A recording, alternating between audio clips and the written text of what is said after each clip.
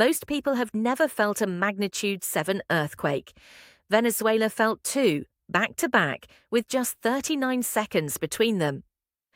The first struck at magnitude 7.2. The ground had barely stopped shaking before the second hit, this time at 7.5. Buildings that bent but held during the first shock came apart completely during the second. What happened on June 24, 2026, is now the most powerful seismic event to strike Venezuela in more than 100 years. Emergency services were overwhelmed within minutes, and the full scale of what was lost is still being uncovered, body by body, story by story. This is what it looked like from the streets of Caracas. Ordinary people in the middle of one of the most terrifying moments of their lives. You can hear the buildings groaning. You can hear people shouting, not knowing which direction is safe, not knowing if the worst is already over or if something even larger is coming. This footage was captured on mobile phones by residents who had no way of knowing a second, stronger earthquake was still seconds away. What you are seeing is real. What you are hearing is real.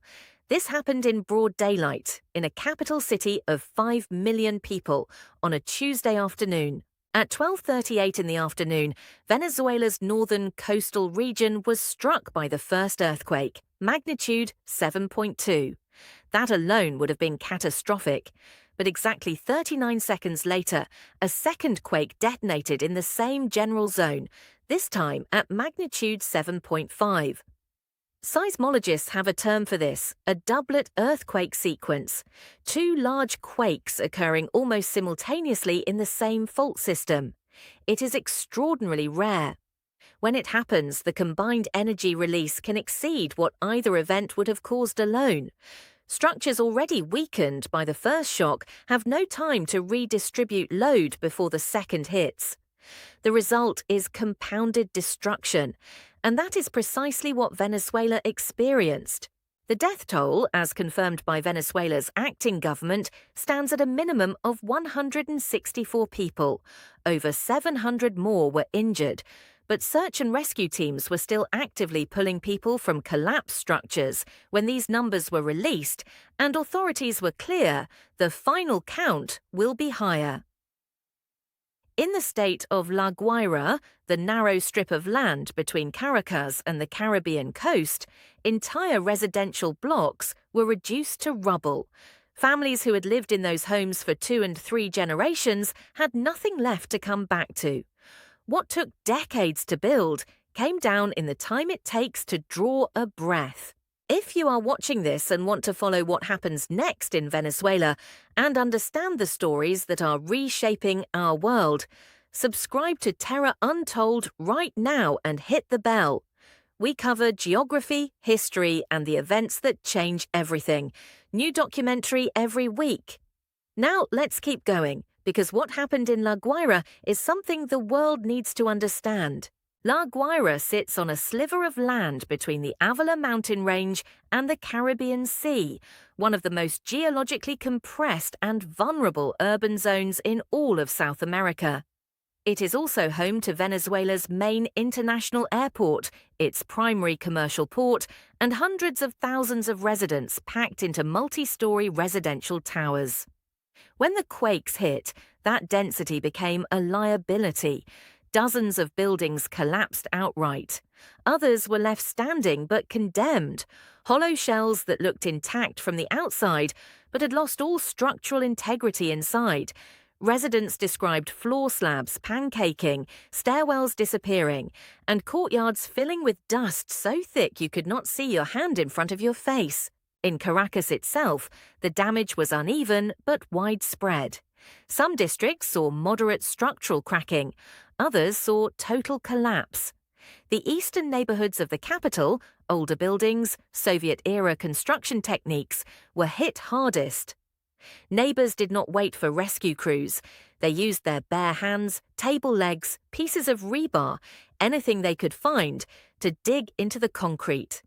In one documented case that has already spread across social media, a woman was pulled from a collapsed apartment block nearly 4 hours after the quakes. She was alive, conscious, and asking for water. That woman's survival is already being called a miracle by those who witnessed it. Venezuela's civil protection units and military were deployed across both affected states within the hour. Thermal imaging cameras scanned rubble for heat signatures. Specially trained rescue dogs swept collapsed structures for scent. Listening devices were pressed against concrete slabs, searching for tapping or breathing. The work was made more dangerous by the terrain itself. La Guaira's steep hillside construction meant that some collapse zones were barely accessible by vehicle. Teams rappelled down from the mountain roads above to reach victims in areas where no truck could pass. They worked through the night with headlamps and hand tools, while aftershocks continued to rattle the debris around them. Within minutes of the second quake, tsunami monitoring stations across the Caribbean registered the seismic event, and a formal tsunami advisory was issued, covering Puerto Rico, the United States Virgin Islands, the Dominican Republic, and multiple smaller island nations. Residents along coastal zones in several countries received emergency alerts directly to their phones. Evacuation orders went out. Schools on coastlines were told to move students to higher floors. In some areas, people walked uphill for hours, not knowing whether the all-clear would come in minutes or days. The maximum wave recorded at monitoring buoys reached approximately 1 meter. The advisory was lifted after several hours, but for millions of people across the Caribbean basin, those hours of uncertainty were very real. The Simón Bolívar International Airport, the only major international gateway in or out of Venezuela, was immediately shut down following the quakes. Runways were inspected for surface cracking, terminal buildings were evacuated and structurally assessed. International flights were diverted. Passengers who had been mid-journey were stranded at connection points across the region, with no timeline for when Caracas would reopen. The Caracas metro was shut down as engineers assessed potential damage to underground tunnels.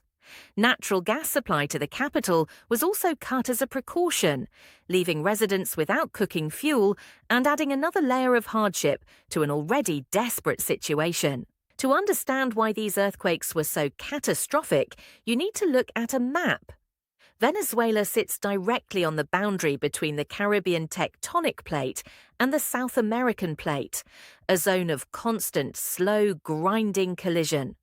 Over millions of years, this boundary has built the mountain ranges that define the country's northern coast. But it also stores energy, enormous quantities of energy, in the fault systems that run along that same coastline. The last time Venezuela experienced seismic activity at this scale was in 1900, when a comparable earthquake destroyed large sections of what was then a far smaller city of Caracas. More than a century of tectonic pressure had been accumulating since then. On June 24, 2026, that pressure was released in 39 seconds. The international response came quickly. The United States moved within hours to mobilize search and rescue teams, with Deputy Secretary of State Chris Landau confirming that American personnel were being prepared for deployment. USAID activated emergency humanitarian funding. Colombia dispatched its own search and rescue units across the shared border. Panama and several Caribbean nations offered field hospital support. European Union emergency management agencies offered coordination assistance.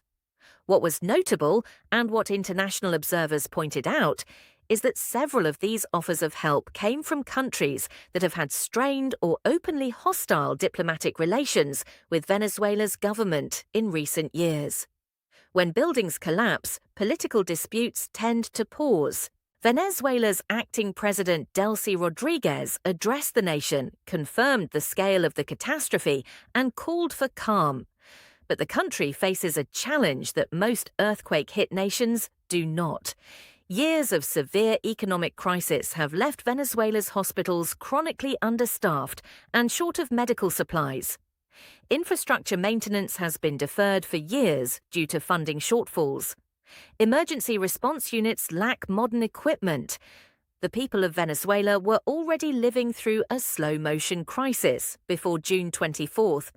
Now they are living through a sudden, violent one as well. Recovery from an earthquake of this scale typically takes years, even in wealthy nations with functioning institutions. For Venezuela, the road ahead is measured in decades. The next 72 hours are when the difference between survival and loss is measured in hours and hands. Every crew still digging matters. Every piece of heavy equipment that can reach a collapse zone matters. Every hospital bed that can be cleared matters. The story of what happened in Venezuela on June 24, 2026 is not finished. It will be written by the people who were pulled from the rubble, by the families who lost someone, by the engineers who will one day rebuild what fell, and by the decisions made, or not made, about how a country on an active fault line prepares for what it always knew was coming. If this story moved you, subscribe to Terra Untold, hit the like button, and share this with someone who needs to see it. Tell us in the comments which crisis, which country, which untold story should we cover next. We will be back.